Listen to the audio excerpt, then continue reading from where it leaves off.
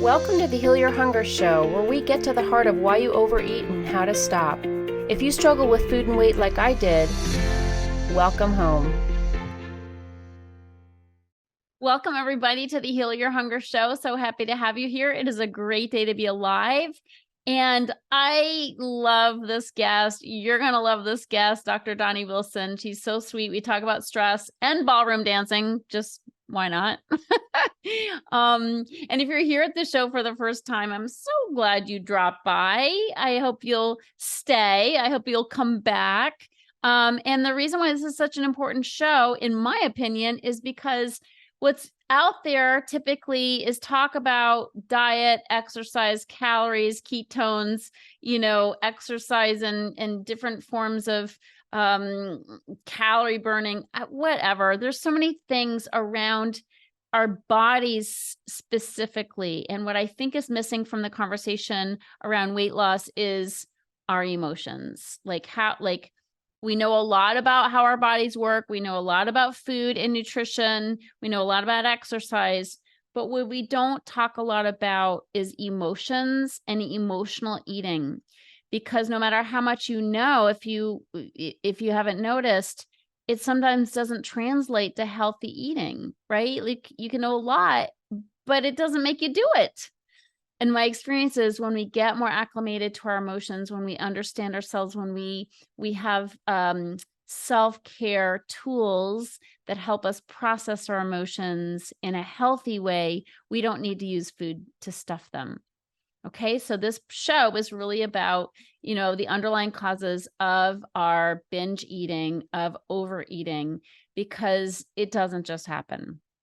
That's the truth. We don't just happen to overeat. Certainly it's a habit, and it may be a lifelong habit for you. It could be 20 years, 30 years, 40 years, 50 years that you've been struggling with food and weight. And my experience is what's missing is healing emotional eating, healing that knee-jerk reaction of eating even though you know better, even though, you know all about food and what's good and what's not good. So that was me. I ate in spite of what I knew. If you relate to that, stick around. I'm glad you're here. Also, feel free to book a breakthrough session, an emotional eating breakthrough session. You can go to my website to do that. It's a complimentary call with one of my mentors. And what's so cool about this call is you will learn what some of your pitfalls are, what's blocking you from being able to follow through on what you know. So you got some stumbling blocks. If you've been struggling for a long time, there's some stumbling blocks. Let one of my mentors talk with you, figure out what that is. And then certainly we're happy to talk to you. If it seems like you're a fit, we're happy to talk with you about my program and how it could help you to really get on the right track and lose weight without dieting. That's what my clients do. They literally lose weight without dieting because they are addressing emotional eating. So check it out, book a call, breakthrough session on my website, healyourhunger.com.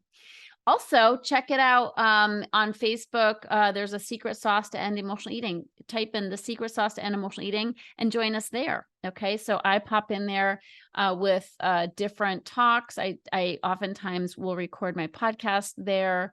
We have announcements, our hot off the press announcements always start in the secret sauce group, and some also really fun inspirational messages as well. So yeah, we'd love to have you be a part of that community. All right, on with the show. So Dr. Doni Wilson is an amazing human being. She's a naturopathic doctor. She's a professional midwife, certified nutrition specialist, and bestselling author of Master Your Stress, Reset Your Health.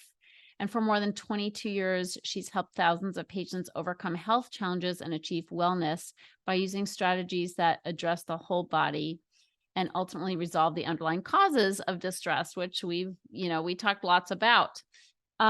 She has her own story of overcoming stress-related symptoms, and we talk about that on this show. And she's just so lovely, and I can't wait for you to meet her. So let's do that now. Okay, so Dr. Doni Wilson, welcome to the show. Thank you so much, Tricia. I'm so glad to be here. Yeah, this is great. And I loved being on your show. So thank you for that. Invite. Congratulations on, can we just tell everybody what just happened for you? Because it's so awesome, so off topic, and just perfect for the show. Oh, thank you. Yes, it's so fun to. You and I were talking before and after I went to my first ballroom dancing competition. Wow. And I mean, I've always loved to dance, and really, I went back to ballroom dancing because it's something that, like, at that point in my life, I'm like, hey, I want to do something that I enjoy and that gives me kind of a relief from, what else I do during the day, Yeah. and it's an exercise, and it's and it's fun, and Oh, so and so good for longevity, for your brain, elasticity, the whole thing. And so I just went into it like that a few years ago. And then next thing I know, my dance instructors are like, you should really go to a dance competition. And at first I was like, no, thank you. And then eventually one day I just was like, okay, I'll do it. And I did not know what I got myself into. It was quite the experience. And I just literally went into it like thinking, I just want to be able to survive it, right? Like I just want Right? to be able to get to the other end. Right? And lo and behold, at the end, they gave me the first place award for my age and my Ooh, level. I was like, congratulations. That's so cute. You were so unassuming. I was like, wait, what are they talking about? How did that happen? That is super cool, Donnie. I love it. Thanks for sharing that story. That's super. And I of course, I couldn't wait to hear how it went. And I didn't expect you to say, well, I got first place. So, I mean, only because I knew like that you were anticipating it and looking to just get through it. And so that was really cool news. Well, and it's such a learning experience, right? Like so much of the time in life, we're taught that we have to aim for perfection and overdo, right, even our training, and the, so, and there's all these like anticipatory anxieties. Am I going to do it right? What are other people going to think? Right. And I had to what I would say is getting through this dance competition was a lot of, I had to really relearn all of that, how to, like, my dancing was not perfect. In fact, after partway through the competition, I found myself just crying. Tears were just Wow. pouring out of me because I said to my dance instructors, I'm like, my dance is not perfect. And I have these people judging me. And it just really brought me to that place of like, wow, how do I get back in touch with myself and the reason that I'm here and why Yeah. am I even doing this? And I had to really reset my mindset and say, hey, I'm not here to be perfect. I'm just Right. here to just have fun and be in the experience. And isn't that true? Like so much of the time in life when it's not so much the focus on The the goal. award, the goal or the award or the Yeah. external sort of like whatever someone, Validation. yeah, Yeah. Yeah. validation of what someone else thinks. It's more Yeah. like, how do I feel inside myself? And let me do something that feels good to me. And then Yes. it ends up shining through. Other people Yes, notice yes, that. you're like who you are and your inner joy. Like I love that. But I love that you had to recalibrate. Like you had to catch yourself getting in your head about it and feeling stressed out and upset and then like, hold on. Hold on, let's come back to our center. Let's understand who we are and what our purpose is. That is a great metaphor for sure. And then from there you shine.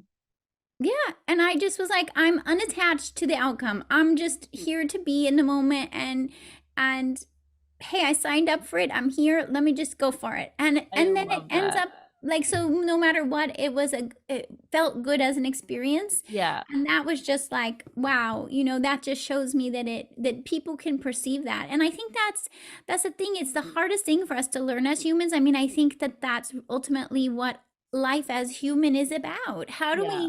how can we be ourselves authentically with other humans Yeah. and not be hard on ourselves and not expect perfection Yeah. and at the same time take care of ourselves. How, to do that, I had to be feeding myself well. I made sure I had my protein shake in the morning, and like, how do I feed myself through the day? How do I make sure I get enough sleep? How do I take care of myself as an athlete? And in that situation it makes sense, but we really should be taking care of ourselves as if we're an athlete every day, right? How do we take better Totally. care of ourselves? Yeah, I love that. That's so beautiful, and a great, really a great segue for us, because we stress ourselves out with perfectionism, and we're going to talk about stress today, and that's a big part of it. Like a lot of times we think, oh, I'm stressed out because I have a stressful job, or I'm stressed out because my parents are aging. I'm stressed out because my kid is dysregulated, whatever. But and stress happens and stressful events happen, and it's like, how are we approaching it? What's going on inside of us? And I know for emotional eaters, we do stress ourselves out. Like it's not about the external stress, it's about how we're approaching it. Are we trying to be perfect? Are we trying to be all things to all people? Are we running ourselves ragged and not taking time for self-care? So I love that, I just know this is where you live, and the work that you do. So so I'm gonna ask you some questions around stress, if that's okay. I love it. I mean, this is the thing, is like, from a young age, I really started to pay attention to that. Like, what is that to feel stressed? How does it show up? And what can we do to support ourselves through it? And that's a different perspective, because a lot of times people feel like with stress that that's as if we're supposed to not be stressed, right? We kind of Mm, have this illusion or delusion that, oh, we're superhuman, and if we experience stress or stress related symptoms, that there's something wrong with me, right. and we feel like a failure, Right. and we feel embarrassed, and we don't want to tell anyone. And believe me, I was hiding in my stress related symptoms for decades. Even though I'm an expert in stress and I'm helping people recover from stress, I myself was having severe migraines for many years, and I didn't tell anyone because I was embarrassed that I was experiencing these Really? migraines. Mhm. Wow, how interesting. Mhm. Migraines are such a tough thing. I'm very grateful I have not experienced them. So you felt shame around having migraines. Yeah, because I felt like an imposter. Here I was, a naturopathic doctor and someone helping other people with their health, and yet Mhm. I wasn't able to solve my migraines for many years, and so I felt like I wasn't supposed to experience, right? And I think a lot of people, Right, whatever their symptoms, or even with emotional eating, I'm not supposed to have right. this happen. I know so much. Yeah, I know how I'm supposed to eat. I know how I'm Right. supposed to do this.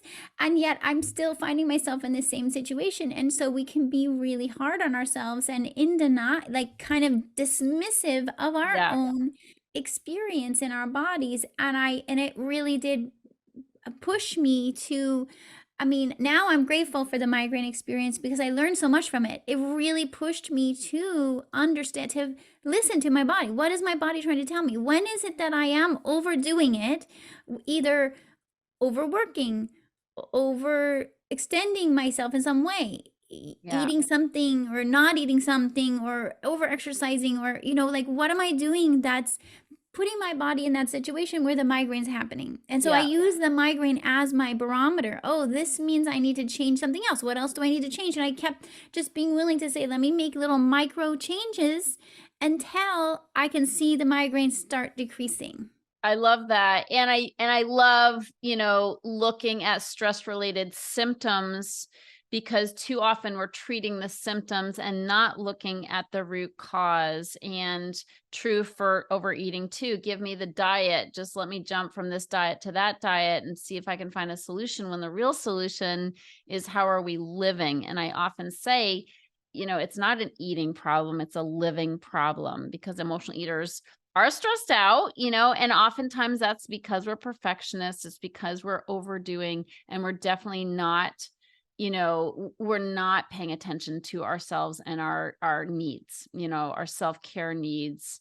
And so, and we end up with symptoms, and instead of treating the symptom, like you said, making these shifts in how we're living is going to make all the difference in the world and how we're eating.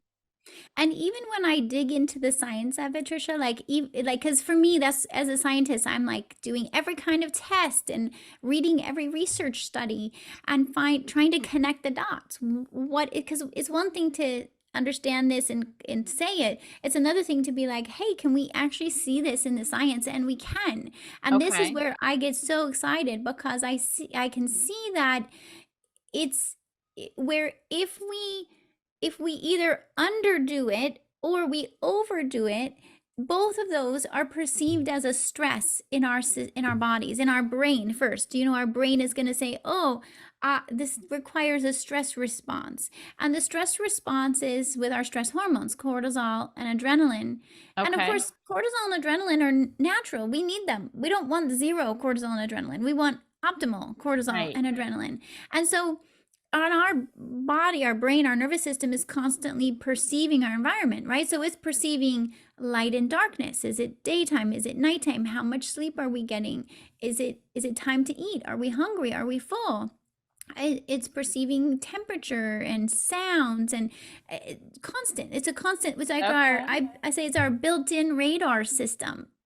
And if we deny that as humans we have this built-in stress radar system, then we're that's when I think we push beyond, right? Yeah. And We're out of touch. we're not in sync. We're not aligned with our body signals, and we're not in line with nature and just being human. Like, I think we forget that we're humans living on Earth. Yeah. And that we have feelings every single day. We have responses every single day. And if we don't tune in, we'll miss it. Like, we won't process it properly, and it'll end up in our bodies in some, dysfunctional way. Yeah, and then we are taught from a young age, to kind of separate from our experience. We should do this, or we're supposed to do this, or we're supposed to look like this, or Or and we so shouldn't feel this way. yeah, it's like all these mixed messages. So then Yeah. it's like, so to just validate, like, of course it makes sense why it's a struggle, why it's difficult. Yeah. We don't learn about our stress response system, and we also don't learn that it's unique to each individual. So like the way my body and brain responds to stress is different than yours and the next person.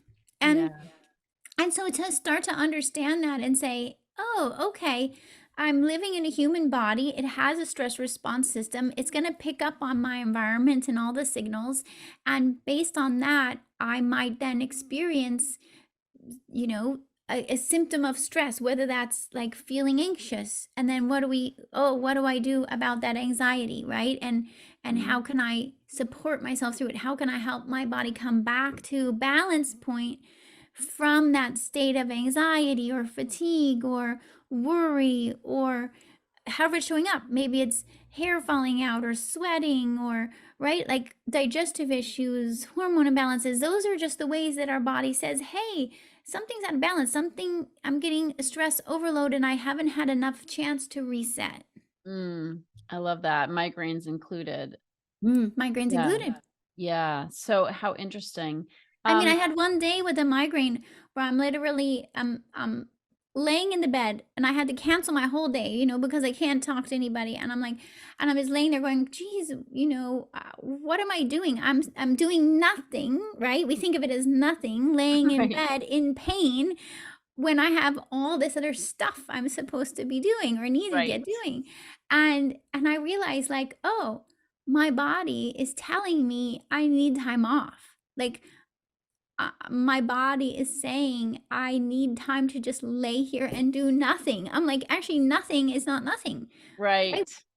I like that. We think we're being lazy, but it's not being lazy. We actually need the recovery time. Yeah, absolutely. So yes. Oh, this is such a good message for my audience, because we should on ourselves all the time. Do, go, and self-care is so important. Listening to our bodies is so important. And symptoms are clues, and they're clues and messages trying to help us, recalibrate and slow down, which is so, so important. Is stress typically adrenal stress? Like we hear about adrenals a lot. So what I'm mentioning, the cortisol and adrenaline, those are the stress hormones. They're made in the adrenal glands. So Okay. what happens is when the brain perceives this stress, it signals to the adrenal glands, which are down by the kidneys in our lower back, to make more cortisol and adrenaline to respond to the stress, which is, it's a good thing if like the alarm's going off and you need to respond. Right. It's just that when our adrenal glands are responding all day to various, I got a deadline, or I'm supposed to be here, or, I'm got all these things on my list, or I'm worried, or even if we're thinking of something, anticipating something, our adrenal glands still think it's real. It's still making cortisol and adrenaline. Okay. And so when we live day in and day out like that, it doesn't always just stay as high cortisol, high adrenaline. That's the assumption. And for some people, it is like a constant state of high cortisol, adrenaline. But what I've done is I've measured thousands of patients' cortisol and adrenaline levels because I'm really interested in this. And I'm like, okay, let me solve this. What are the patterns? How can we anticipate? How can we solve this? And what I found is that we don't all have high cortisol, high adrenaline when it comes down to it. Some of us have low cortisol, low adrenaline, and that's what I tend toward actually, is low Okay. cortisol, low adrenaline. So the adrenal glands are not able to produce enough cortisol and adrenaline at the end of the day, and so then that can be slightly different symptoms. Or some people have a variation. They might have high cortisol, low adrenaline, or low cortisol, high adrenaline. And depending on think of it as where your adrenal gland function lands after all you've been through in your life. It's determined by genetics. It's determined by past stress, like even back into your childhood and even to your parents' life stress. And what is your current stress? And all of those factors come into play in determining what is your current cortisol and adrenaline level. And the reason it's so important is by knowing where your cortisol and adrenaline levels have landed at this moment in time, that can determine, first of all, which nutrients and herbs we can use to help bring it back to optimal. Because we can help the adrenal glands re-optimize and get back to healthy cortisol and adrenaline levels using herbs and nutrients, but also using different lifestyle changes that you and I are talking about. Back to this listening to your body and making sure you're getting that self-care helps to recalibrate the cortisol and adrenaline. And I even look at the research in terms of how can we actually learn to modify our daily activities based on where your cortisol and adrenaline is. So say someone has high cortisol, high adrenaline, they might be choosing different, let's say, exercise and eating and sleeping patterns even, and meditation patterns. Like they might be choosing their self-care differently for someone who has high cortisol, high adrenaline than someone has low cortisol, low adrenaline. They might be actually doing their self-care slightly differently, so we need to be even honoring our self-care based on where our cortisol and adrenaline levels are. Interesting. And that's not a static thing either. That would change sometimes over the years as well. It can change. Yeah. So you want to know, like there again, it's like a constant awareness of how is my body responding to my environment, and how do I then need to modify my patterns, my choices based on that. Yeah. And you have a stress test people can take, right? So through this research, I developed an online quiz. It's also in my book, the Master Your Stress, Reset Your Health book. But you can get it right on my website, and we can share the link. It's called the Stress Type Quiz. And what it does is it goes through, in like under 2 minutes, it goes through various symptoms and understanding your body to say, here's likely where your cortisol and adrenaline levels are.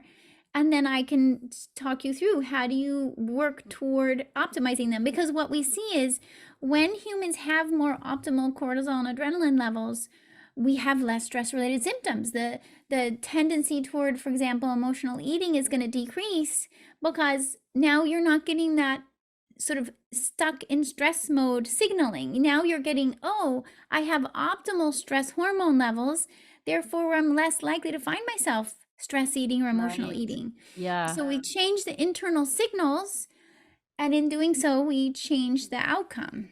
I love that. That's really beautiful. You talk about 5 unique stress types. Is that in the, does the quiz tell you that, what that Yeah, so is? the quiz shows you what is your stress type of those 5. So, Okay. and it's matching it up with what I was just mentioning. So the person who has high cortisol, high adrenaline is called a stress magnet. So they tend toward this high stress hormones.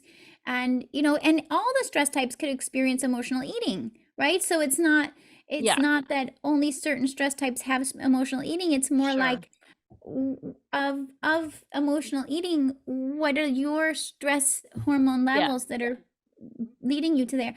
The blah and blue has low cortisol, low adrenaline, and so on. So you find out what is your stress type, because then after you know your stress type, which is again your how your body's been responding to stress or affected by stress, and then we can take steps to address that. Because I think that a lot of times with emotional eating, we blame it on ourselves, right? Like, oh, I should be better. Here's back to the shoulds again. Yep. I have to do this, or I shouldn't do that.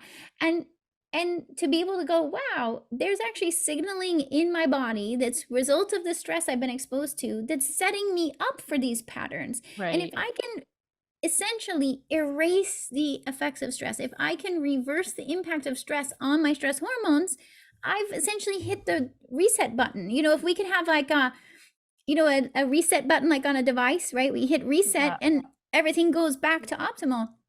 To me, Yeah. that's what happens when we address the stress type, is we say, hey, let's get back to optimal cortisol and adrenaline. And then of course the self-care is so important, because that's how we prevent it from happening again. That's how we can say, hey, I don't want to find myself back in stress mode again. I want to and that's, to me, that's the only way that I've been able to stop the migraines. The way I don't get migraines. It's been at least 5 years since I had a migraine. And it's how I was even able to go do this dance competition, is by saying, hey, how do I really keep my stress hormones optimized and give myself the self-care I need so that I can do what I love. It's hard to Yeah, do. because that's not without stress, is it? Being at a dance competition. Exactly. So it's not about avoiding the stress. That's exactly it. Like, we think, oh, I'm going to avoid all stress and challenges and that's going to fix it. No, that's not the solution. Yeah. How do we support ourselves so that we can do what we love? Yeah. Yeah. You can't avoid stress. And if you're gonna live life to the fullest, you're gonna be walking into situations that might be fun and stressful at the same time. Exactly. Yeah, I love it. Well, that's great. I'm excited to put that quiz in the show notes. So thank you for that, Doni. And thanks for this conversation. It's so great. Thanks for telling us about your dance competition. I think that's something people can really enjoy listening about, and also relating back to their own lives and things that they might enjoy that are also stressful, and how they can best support their bodies. So I so appreciate your being here on the show. I have one last question for you. This being the Heal Your Hunger show, I love to ask my guests, what is your deepest hunger? Oh, that's beautiful.